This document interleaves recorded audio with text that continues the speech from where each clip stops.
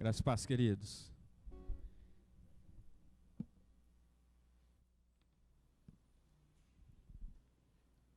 Amém? Que bom. Dá um sorriso para a pessoa que está ao seu lado, mesmo de máscara, porque os nossos olhos sorriem, não é verdade?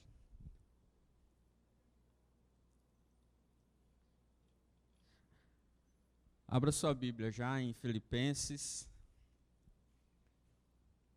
capítulo 4, versículo 4. Onde você vai, Andrei?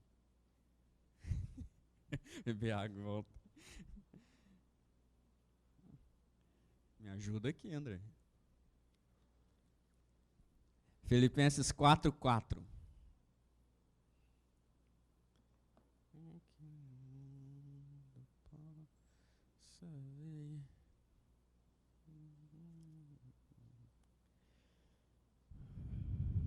Vocês estão bem? Tudo na bênção?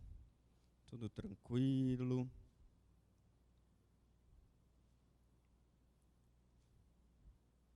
Filipenses capítulo 4, versículo 4.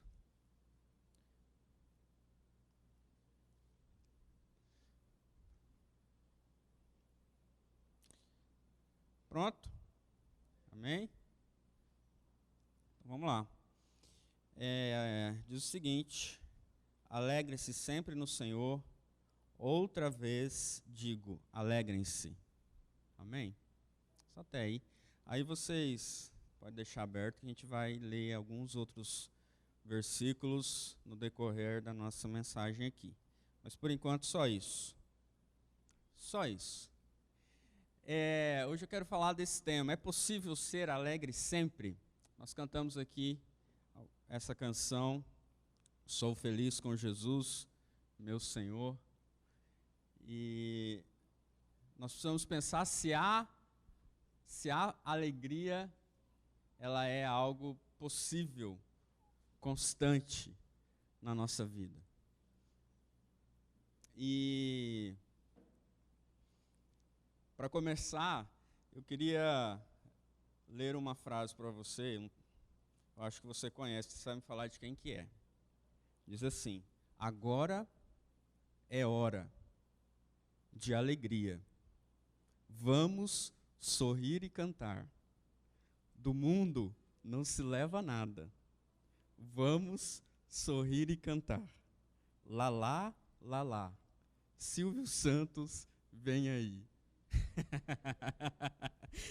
Parece poético, né? Quando a gente ouve essa música, e ela é antiga, né? E a gente ouve e fala, eu comecei essa mensagem com essa música, para você ter uma ideia, porque eu falei, olha só, o Silvio Santos, rapaz, se colocando como motivo da alegria das pessoas, porque agora é hora de alegria, vamos sorrir e cantar, porque Silvio Santos veio aí. E aí todo mundo com pompom, aquele pompom, sabe, celebrando a entrada de Silvio Santos. E aí ele vinha com uma oi dele, né? Vem você pra cá, e não sei o quê. E ele é conhecido como o maior animador que existe na televisão. E todo mundo cantando junto com ele. Eu falei, rapaz, olha o Silvio Santos. Sacou o negócio. Entendeu essa questão da alegria. Porque até então, antes do seu programa começar, não existia alegria. Mas na hora que começa, agora é a hora da alegria. Falei, gente, preciso refletir sobre essa questão de alegria. A começar comigo mesmo. Porque o motivo da nossa alegria, óbvio, que não é o Silvio Santos. Nem a entrada dele, nem nada. Mas quais são os motivos da nossa alegria? Qual é o motivo central da nossa alegria? É possível ser alegre sempre?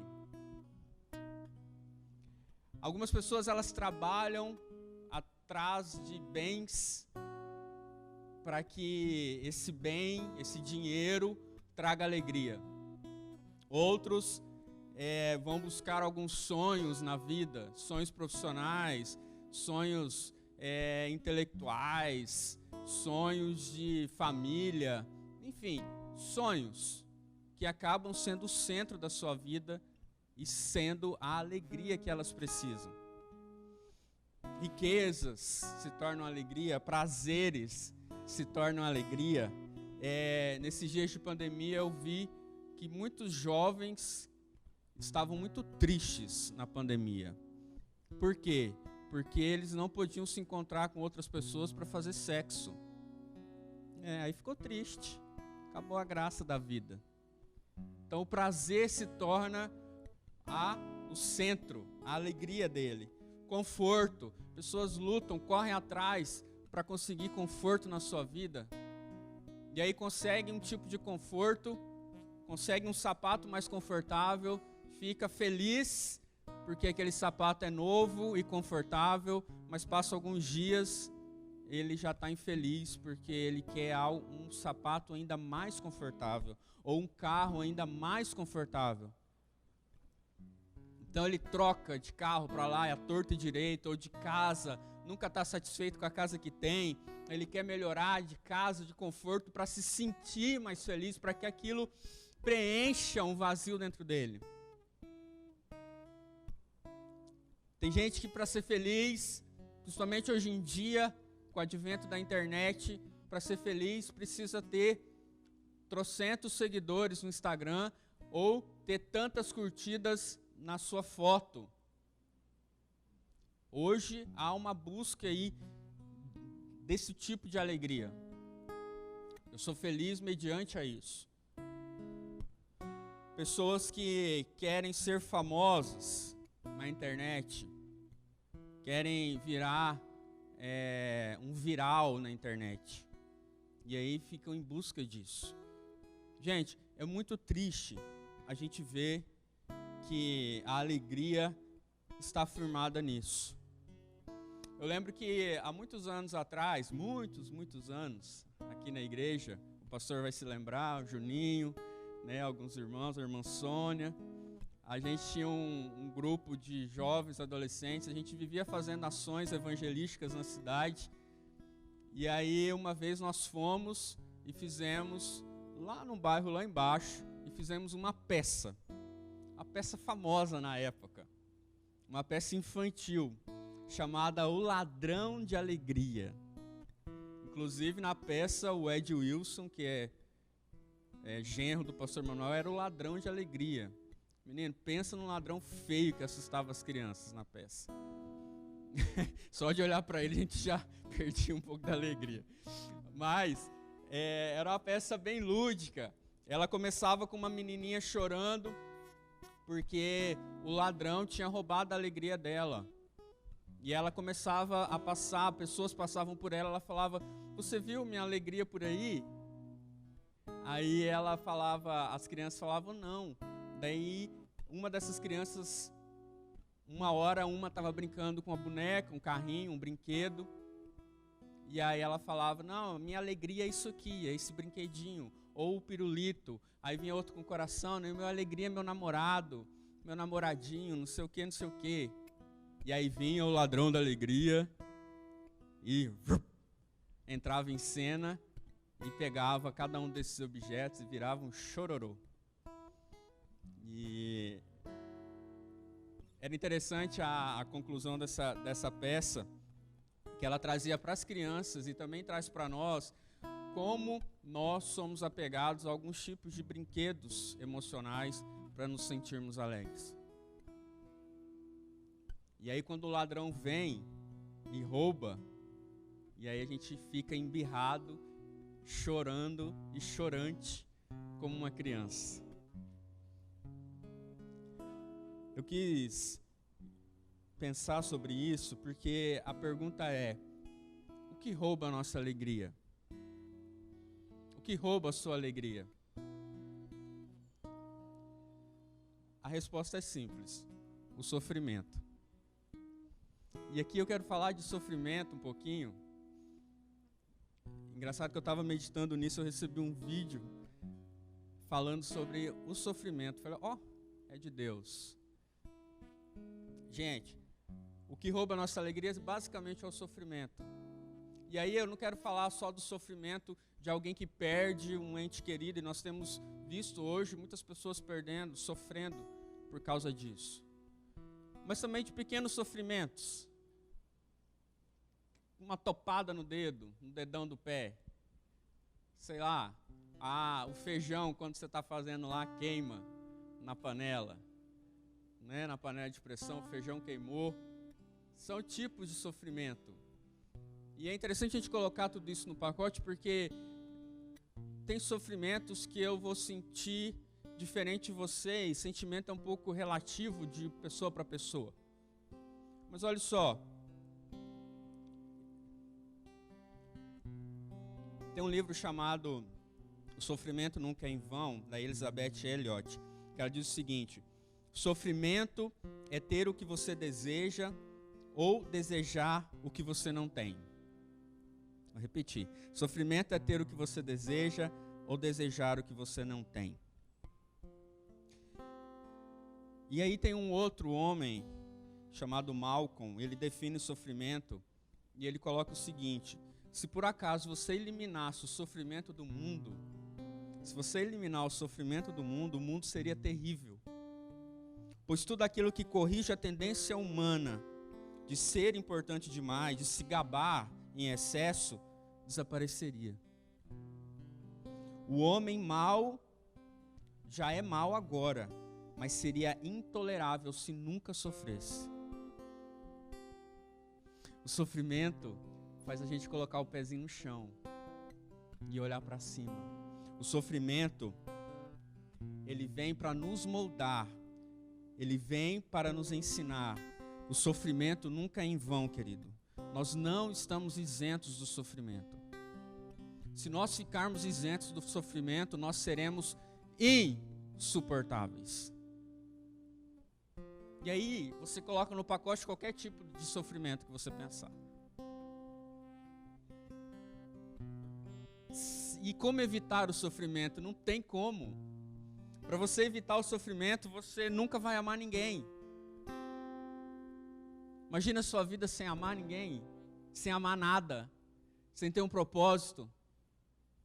Não tem como a gente se isentar de sofrer. E nós parece que gostaríamos que isso acontecesse. Nós queríamos que a nossa vida fosse igual a musiquinha do Silvio Santos. Agora é hora. Vamos sorrir e cantar. Mas não é, a gente sofre. E se você ama alguém, você vai sofrer. E talvez o seu sofrimento maior virá dessa pessoa que você mais ama. Talvez a dor e a decepção maior vai ser de quem você tem um carinho especial. Vai ser de alguém com o qual você divide a sua vida. Vão ser coisas que você gosta. Mas eles têm um propósito, o sofrimento tem um propósito na nossa vida. E aí, o sofrimento, queridos, em primeiro lugar, ele nos desfigura, para depois ele nos reconfigurar. Não tem como. Quando você vê alguém sofrendo, você vê na cara dele que ele está sofrendo. A expressão muda, o coração fica apertado, ele fica angustiado, ele passa por um processo de silêncio com ele mesmo, de silêncio com as pessoas. E aí, não adianta, o sofrimento nós precisamos vivenciá-lo. Não adianta a gente negar que não existe. Não adianta a gente colocar panos quentes em cima do sofrimento e falar, não existe isso aqui. Eles existem, eles são reais, eles nos forjam, eles nos desconfiguram. Aquela mulher que perdeu o marido, ela agora é chamada de viúva. Aquele filho que perdeu o pai, agora é chamado de órfão. Desconfigura ou não desconfigura até a sua identidade? Para depois ele se ressignificar, ser reconfigurado em cima disso. O sofrimento é real. E nós, cristãos, passamos por sofrimento. Quantas pessoas têm sofrido nesses dias? Quantas pessoas têm sofrido hoje? Mas a gente precisa pensar o seguinte, que lições importantes virão de sofrimentos vivenciados. Você vai tirar lições tremendas em momentos de sofrimento, seja da topada do dedo, seja de um sofrimento de uma magnitude. Nós vamos tirar lição, porque em tempos de festa, alegria, de sorrir e cantar, poucas lições a gente tira. E sinto informar que são nesses momentos onde há abundância de alegria, a abundância de dinheiro, a abundância de tudo, são onde as pessoas mais se perdem. São onde elas mais se perdem. Então, lições, queridos, virão com sofrimento. E eu abri Filipenses 4:4, não é só para você dizer que a gente abriu, não. Só estava introduzindo a nossa conversa. Nesse texto, lá no verso 11, o apóstolo Paulo vai dizer o seguinte: aprendi a viver contente, feliz, em toda e qualquer situação. E eu vou entrar um pouco na história desse homem, para a gente entender de que sofrimentos é esse que ele está falando. Que situações são essas que o apóstolo Paulo viveu? Veja só. Não precisa abrir não, mas em 2 Coríntios 11, 32, Paulo diz sofrer de humilhação por ser içado de uma janela, de uma muralha, como se fosse um criminoso fugitivo. Porque ele precisava escapar, porque as pessoas estavam furiosas, querendo matá-lo. Em Atos 14:19, Paulo foi arrastado por uma multidão fora da cidade e foi apedrejado até desmaiar. Em Atos 16:23, Paulo foi preso porque expulsou o demônio de uma jovem. Foi açoitado, lançado na cadeia por causa disso. Atos 27:13, Paulo foi injustamente preso, é levado de navio até Roma, o navio naufraga, ele é preso, e quando ele desce dessa viagem, ele é picado por uma cobra venenosa, quase morreu, infelizmente não morreu. E aí em 2 Coríntios 11:24, ele mesmo diz: 5 vezes recebi dos judeus 40 açoites menos 1. 3 vezes foi açoitado com varas, 1 vez foi apedrejado, 3 vezes naufraguei. Diz alguns estudiosos que ele viajou nessas viagens missionárias 3 vezes, nas 3 ele naufraga. Fiquei 1 noite e 1 dia boiando em alto mar. Em viagens muitas vezes estive em perigos de rio, de assaltante, de gentil, perigos na cidade, no deserto, no mar, entre falsos irmãos, em trabalhos e fadigas, em vigílias. Muitas vezes ele passou fome, sede, muitas vezes frio e nu. E esse homem diz para mim, diz para você em Filipenses 4:8, aprendi a viver contente, feliz em toda situação. Que alegria é essa? É possível viver feliz constantemente? É possível ser alegre sempre? É a minha pergunta de hoje. Que homem é esse que passou por tudo isso e ainda no livro de Filipenses todo ele fala sobre alegria, sobre contentamento, sobre felicidade, uma porção de vezes, basicamente o livro é sobre isso. Que homem é esse que foi açoitado, que levou chicotada, que quase morreu?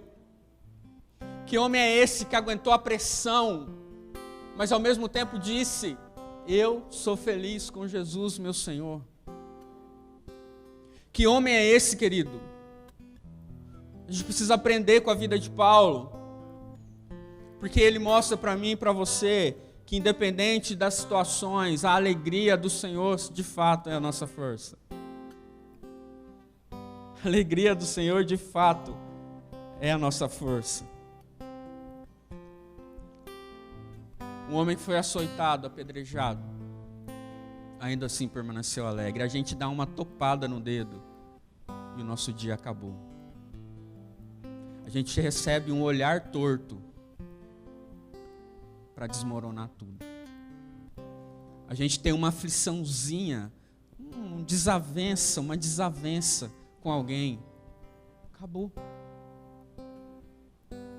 Eu acho que eu tenho um monte de coisa para fazer, muitos afazeres. E aí eu vou abandonando a Jesus, vou abandonando tudo. Paulo viajou, naufragou, foi picado, mas ele não abandonou a obra do Senhor, não abandonou Jesus em nenhum momento. E além de não abandonar, ele diz: eu sou feliz. Eu sou feliz.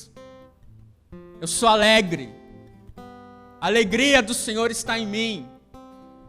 Meu irmão, não é uma alegria simplesmente de pular, de dançar, de gritar e dar brados de vitória. Não é isso. É uma alegria, uma paz, uma certeza, uma convicção, uma confiança que não te abala, que não faz você olhar para trás, que não faz você deixar nada. Você continua. O trem está difícil, mas eu estou aqui. Eu estou firme. A lágrima está descendo, a mão está calejada, mas eu estou aqui. Eu estou firme. Nós vivemos de mimimi, de coisinhas que qualquer coisa me leva a abandonar, me leva a esquecer, me leva a deixar, me leva a murmurar. Mas olha o que esse homem passou. Olha o que esse homem vivenciou na sua vida. E começa Filipenses falando para a gente: ei, se alegrem no Senhor, faça da sua alegria sempre.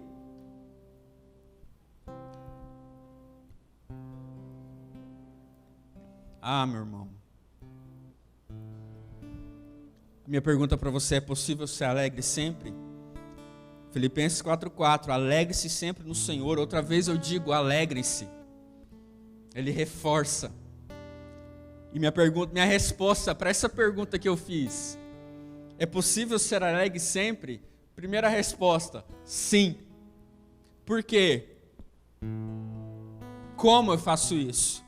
Filipenses 4, do 6 ao 7, diz o seguinte: não fiquem preocupados com coisa alguma, mas em tudo sejam conhecidos diante de Deus os pedidos de vocês, pela oração e súplica com ações de graças, e a paz de Deus, que excede todo entendimento humano, guardará o coração e a mente de vocês em Cristo Jesus. Amém?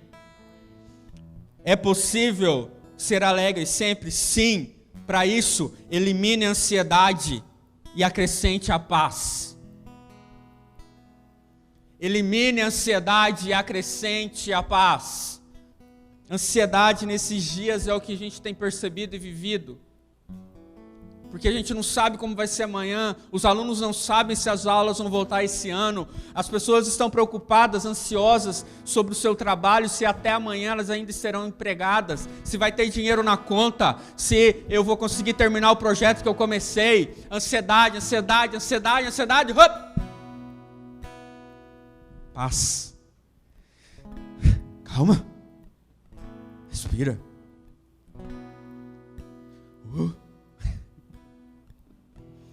Ansiedade é a grande usurpadora de alegria, meu irmão. Ela, suga toda a alegria que tem na sua vida. Ansiedade, aqui no texto, a tradução é atraídos para direções diferentes. A ansiedade faz você olhar, atirar para todo lado, olhar para um monte de coisa. Perde o foco. Ansiedade puxa as nossas esperanças de um lado e os nossos sofrimentos puxam os medos do outro. Há outro sentido para a mesma palavra ansiedade no texto, é angústia. Ansiedade é angústia, fica angustiado, não sabe como vai ser o amanhã. Ansiedade é excesso de futuro. Ansiedade aumenta à medida que o controle percebido diminui. E aqui eu quero colocar um exemplo. Por exemplo, nossa cidade não, mas se você for numa cidade grande, São Paulo, você está lá dirigindo o seu carro, acelerado igual o Vin Diesel, nesse aí daqui a pouco você dá de cara com o quê? Com engarrafamento, você tem que ficar parado. E você tem algo para fazer daqui a pouco. Ansiedade é quando eu perco o controle. Perco o controle e quero esse controle de volta. Queridos, a única certeza que a gente tem é a falta da certeza e a falta do controle. Não tem como a gente controlar tudo. A presença da ansiedade é inevitável. Existem ansiedades boas, onde você te faz produzir alguma coisa. Então gera ansiedade, eu preciso fazer, eu vou lá e faço. Ok. Agora aquela ansiedade amarga, azeda, te aprisiona. Aquela ansiedade que faz você ficar ruminando, mas que não resolve nada. Elimina isso da sua vida e acrescente paz. E aí eu vou falar dessa paz. A paz é o melhor antídoto para essa ansiedade. E essa paz está atrelada. É paz que é igual à confiança. Paz que é igual à segurança. Paz que é igual à confiança. Paz que é igual à esperança. É essa paz que o apóstolo Paulo está dizendo para mim. A paz, um estado de tranquilidade. É a tradução dessa palavra no texto. Estado de tranquilidade, estado de segurança. Não é algo que vem e vai. Hoje eu amanheci numa paz. Aí no outro dia, nossa, amanheci virado no Zika. Estou querendo arrebentar tudo. Por mais que exista nossa vida seja volátil, mas existe uma paz, uma segurança, uma estabilidade.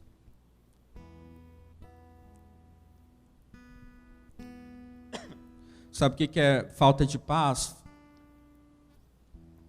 Falta de confiança. Teve uma historinha que eu vi, ilustrando isso. Eu achei bem legal. Que assim, ilustrando como isso funciona dentro de nós. Um menino, uma criança, uma vez, quebrou o pé. Ô amado, isso que é pastor, o Senhor é meu pastor. Nada no céu. Obrigado. O menino quebrou o pezinho dele, tinha uns 10 anos de idade. E aí chorou, aquele escândalo de criança. Falou, fez o drama, eu nunca mais vou andar, e não sei o quê. Aí, o seu pai era médico cirurgião, disso aí, desse ortopedista. Ortopedista. Mas o pai dele chegou em casa, soube do acontecido, falou, filho, você vai ser curado. Será, pai? Vai. Nós vamos fazer a cirurgia, vai dar certo. Vai dar certo? Vai, mas eu acho que não vai, eu nunca mais vou andar. Vai sim. Eu sou médico, eu sei do que eu estou falando. Ele, mas mesmo assim eu não acredito. O pai dele tirou ele de casa, levou ele para o consultório, que ele nunca tinha ido. Chegou lá, ele viu trocentos diplomas do pai dele na parede, vários troféus e prêmios que o pai dele tinha ganho como o melhor ortopedista de Massachusetts, Ohio, o melhor de todos. E aí ele falou, beleza, vou ser operado. E a enfermeira, na hora que ele entrou na sala de cirurgia, a enfermeira falou, seu pai é o melhor. Seu pai é o melhor. E aquilo foi gerando confiança nele.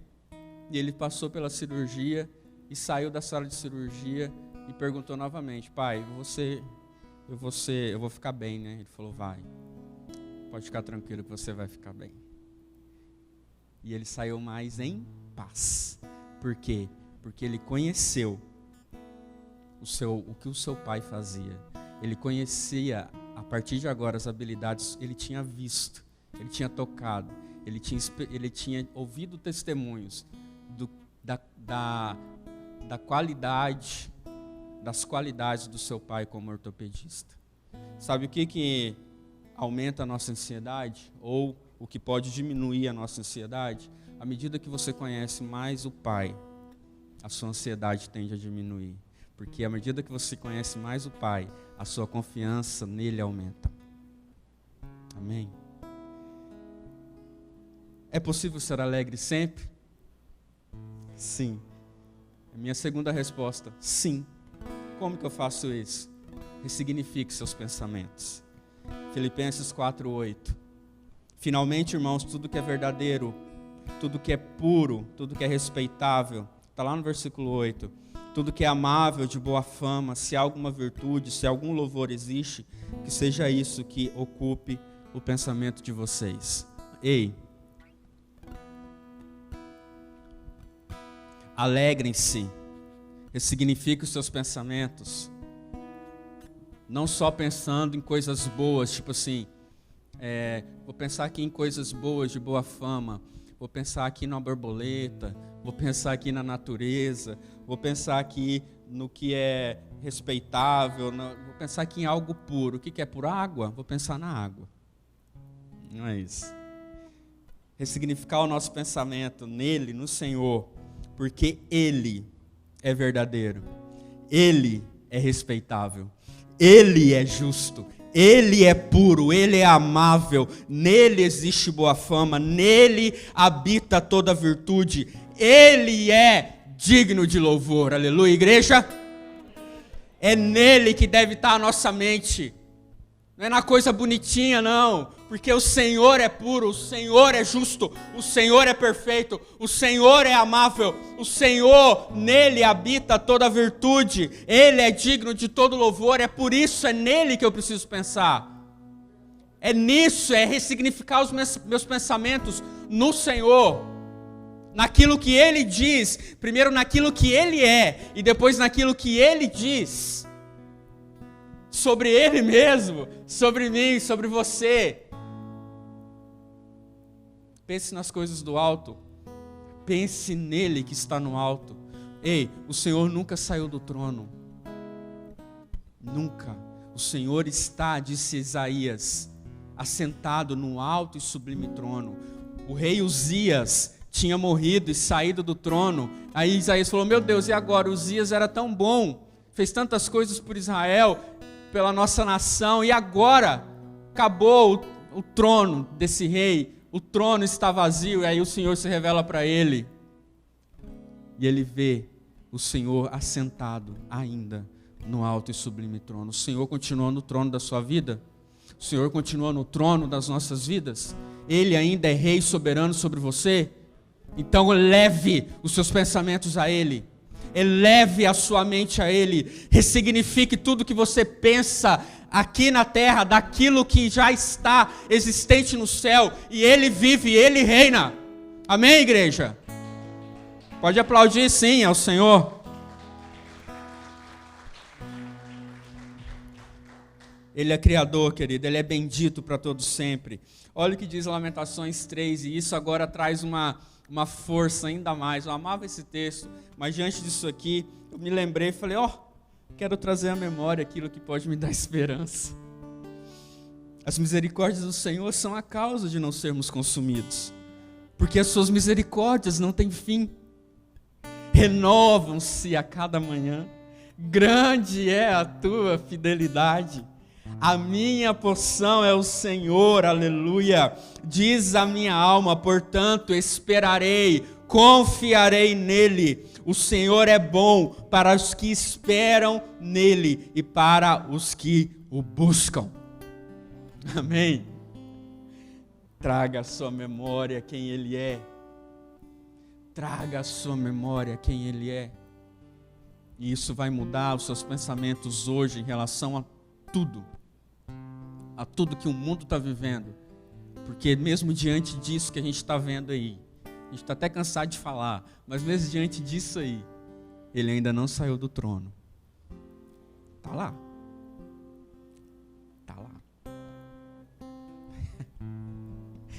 aleluia. Diante disso, querido, ressignificar os nossos pensamentos, é pensar que o nosso ser precisa estar enraizado no Senhor. O meu ser, a minha vida, precisa estar enraizada. Aí eu me lembro de outra ilustração do cedro do Líbano, que da mesma altura que ele tem para cima, ele tem para baixo de raiz. E é isso que me faz ficar firme com a minha mente no Senhor, porque eu fixo as minhas raízes nele, me aprofundo em conhecê-lo. E aí, não serei abalado. Não serei abalado. É possível ser alegre no Senhor? Minha terceira resposta, sim. Como fazer isso? Pratique o que você ouviu.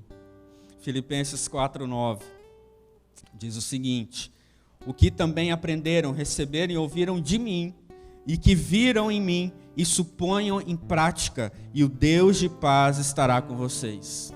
O que vocês aprenderam, aqui Paulo está dizendo para a igreja de Filipenses, de Filipos, o que vocês aprenderam, o que vocês receberam, o que vocês ouviram de mim, e o que viram em mim, isso ponham em prática. Paulo bota ele no meio do negócio. Olhem para mim, olhem como eu sou, olhem a minha vida. Ele praticava aquilo que ele falava. Você pratica aquilo que você fala? Você pratica aquilo que a Bíblia diz? O que você aprendeu? E aqui, Paulo, eu penso que dele está falando também, e claro, ele fala do próprio Evangelho, praticar o Evangelho. E o Evangelho, querido, é uma mensagem de boas novas de Jesus, e uma mensagem que inclui o sofrimento de Jesus. A gente falou de sofrimento antes, e o Evangelho inclui o sofrimento. Cristo morreu pelos nossos pecados. Não está incluso o sofrimento aí?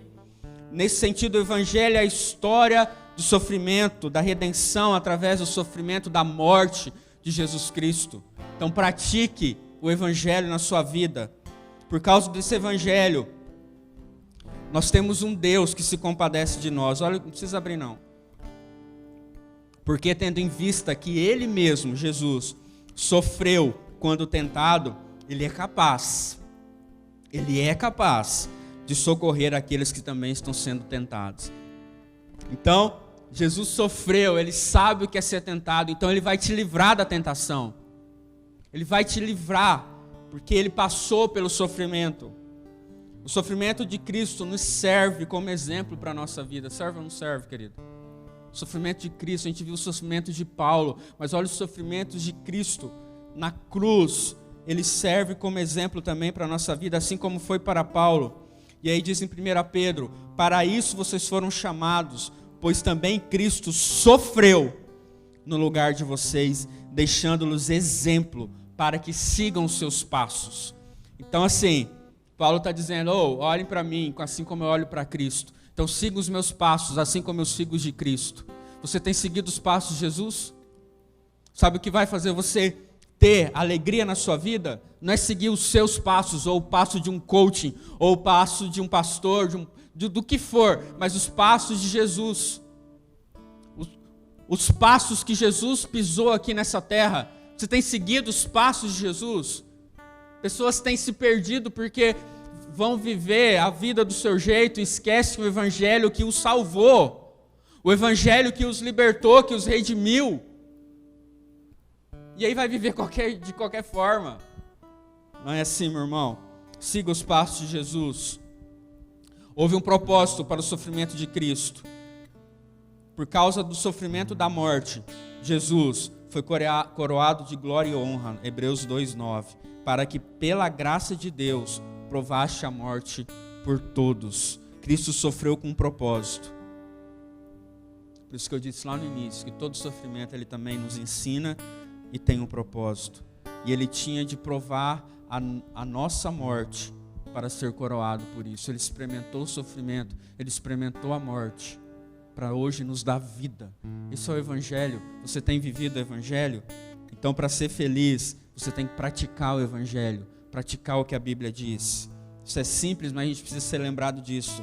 Graças ao Evangelho, o sofrimento deixará de existir. Um dia, o Senhor enxugará dos olhos toda a lágrima. Os sofrimentos do tempo presente, diz em Romanos 8:18, a criação será libertada do cativeiro e da corrupção. Romanos 8:21. Ponham em prática o verdadeiro Evangelho da graça de Deus. O Evangelho. Não tem como a gente deixar o Evangelho de lado. É um Evangelho que nos mostra o sofrimento de Jesus, tudo que Ele passou, mas mostra que há vida, que há ressurreição. E quando a gente experimenta isso, o nosso coração fica alegre, alegre em saber que no mundo nós teremos aflições, disse Jesus. Mas fiquem felizes, permaneçam felizes, porque eu venci, diz Jesus, eu venci, Ele venceu. Só com esse versículo que a gente resume tudo. Aflições existirão, sofrimentos existirão, angústias existirão, mas fique feliz, permaneça feliz, porque eu venci o mundo, amém? A gente concluir. É possível ser alegre sempre? É, igreja?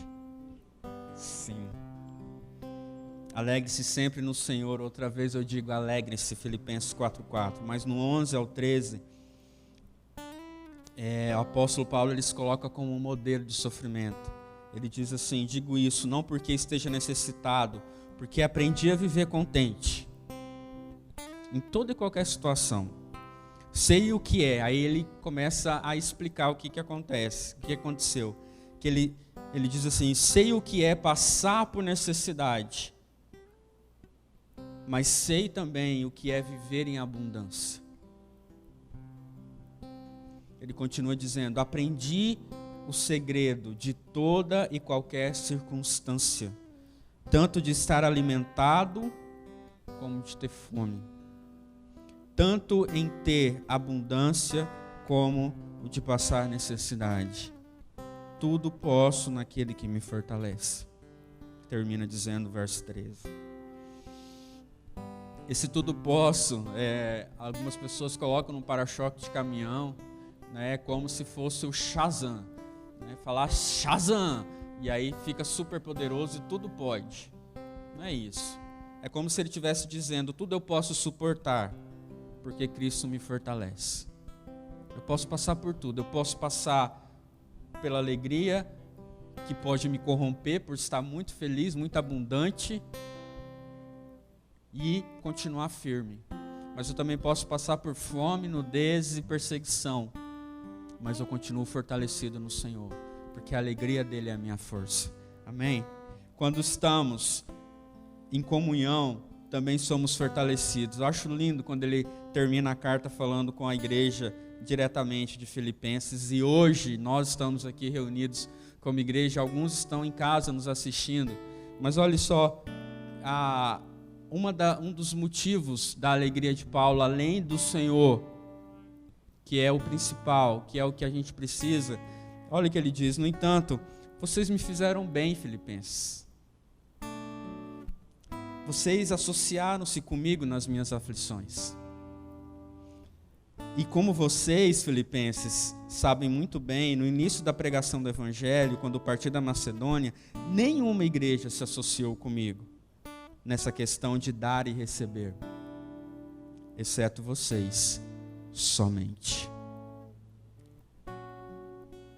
E aqui, para encerrar, ele termina juntando essa alegria do Senhor, que é a nossa força, e a alegria de a gente ser igreja.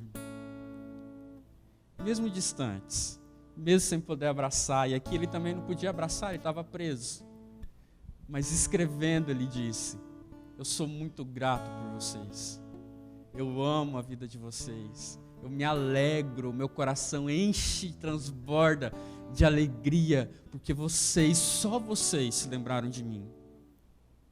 Somente, ele diz. Como é bom quando nós somos lembrados. Como é bom quando alguém manda uma mensagem para você e fala: tá tudo bem?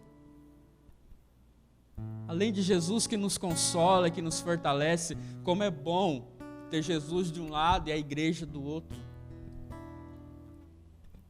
Não tem como viver o evangelho sozinho, igreja. Nós precisamos um dos outros.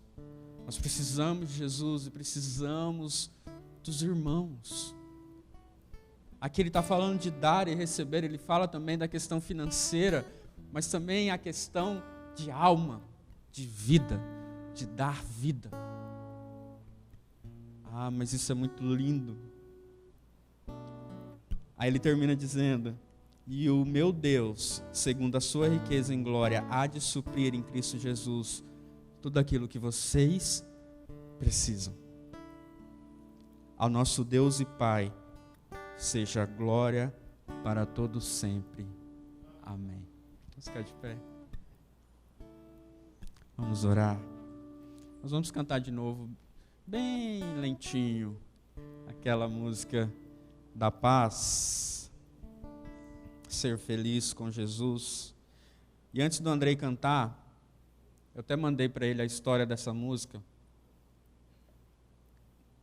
Eu tinha anotado aqui o nome do senhorzinho.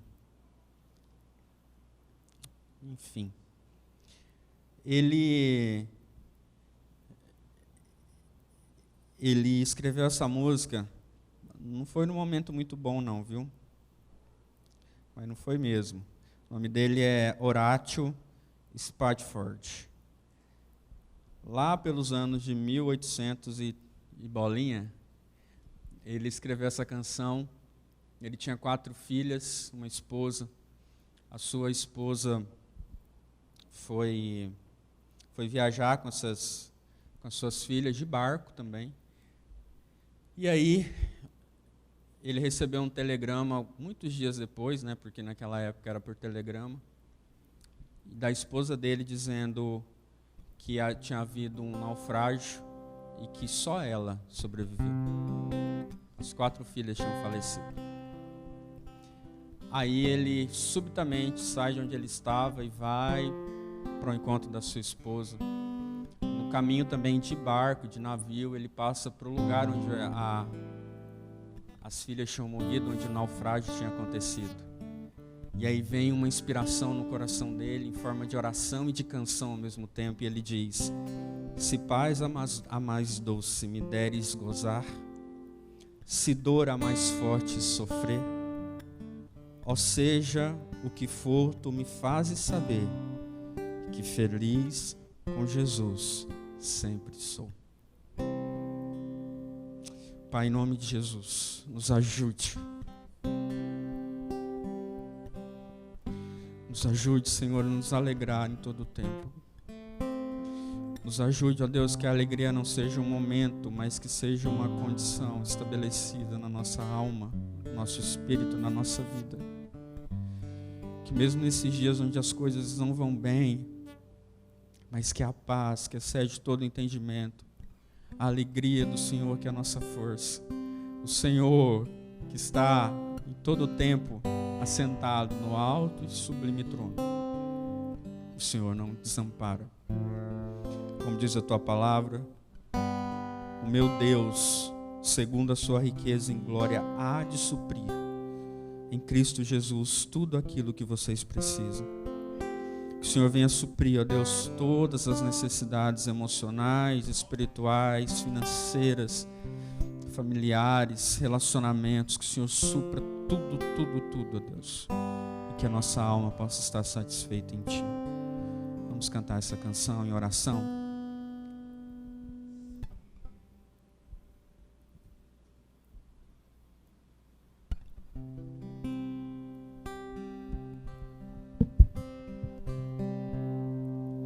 Se paz a mais doce me deres gozar, se dor a mais forte sofrer,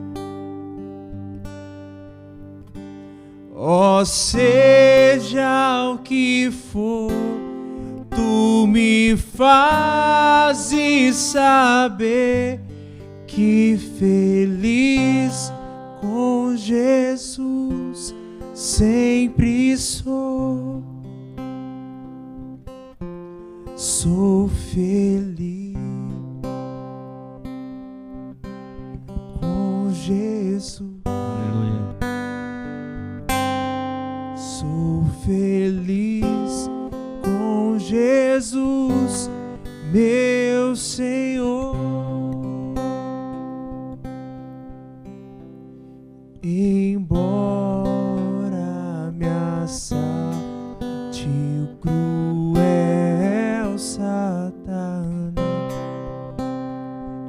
ataque com vis tentações.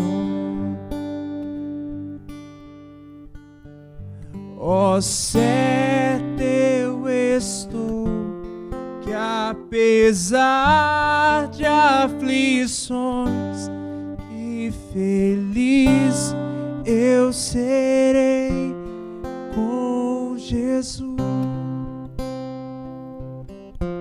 Sou feliz com Sou feliz com Jesus, meu Senhor. Meu triste pecado por meu Salvador foi pago de um modo cabal. Valeu-me, Senhor, que a mercê sem igual. Sou feliz, graças dou a Jesus. Sou feliz com Jesus. Sou feliz com Jesus, meu Senhor. A vinda eu anseio do meu Salvador, que em breve virá me levar ao céu, onde vou para sempre morar com os remidos na luz do Senhor. Sou feliz com Jesus. Sou feliz com Jesus, meu Senhor. Sou feliz. Te louvamos, Pai, com Jesus, porque a alegria do Senhor é a nossa força. Nós nos alegramos em Ti. E eu oro, Pai, que o Senhor nos dê essa alegria de fato, essa alegria verdadeira, essa alegria que nos fortalece. Em nome de Jesus, sela isso, ó Deus, em cada coração que está aqui. Nós oramos por aqueles que estão com suas famílias assistindo em casa.